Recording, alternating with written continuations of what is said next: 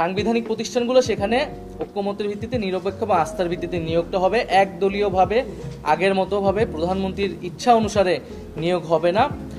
আমরা বলেছিলাম যে ফরমেশন পরিবর্তন হতে পারে, নাম পরিবর্তন হতে পারে, সেক্ষেত্রে আমরা অ্যাকোমোডেটিং আছি, আমরা আমাদের প্রস্তাবনা আমরা পুনর্বিবেচনা করব। আর যারা বিরোধিতা করছেন তারা যাতে অবশ্যই একটা বিকল্প প্রস্তাবনা দেয়, না হলে আমরা আসলে এই যে গণ অভ্যুত্থান সংস্কার প্রস্তাবনা সেইগুলো ব্যর্থ হবে। কারণ আমরা আগের একটা সিস্টেম যেটা খুবই গুরুত্বপূর্ণ, এই রাষ্ট্রীয় প্রতিষ্ঠানগুলো সেগুলো আগের নিয়মে চলবে, এই ধরনের শঙ্কা সংশয় আসলে তৈরি হয়েছে। আমরা আমাদের বক্তব্য জনগণের সামনে স্পষ্ট করছি। আজকে পুরো আলোচনায় টেলিভাইজড হয়েছে, সারা দেশের মানুষ কিন্তু দেখেছে কার কি অবস্থান, জনগণ সিদ্ধান্ত। আমরা বলেছি মৌলিক সংস্কার হলেই আমরা এই দলিলকে সমর্থন করব বা এই প্রক্রিয়ায় যাব। তো রাষ্ট্র কাঠামোর কোনো পরিবর্তন হবে না, সেটাকে আমরা মৌলিক সংস্কার হিসেবে বিবেচনা করব না, তখন আমরা আমাদের সিদ্ধান্ত।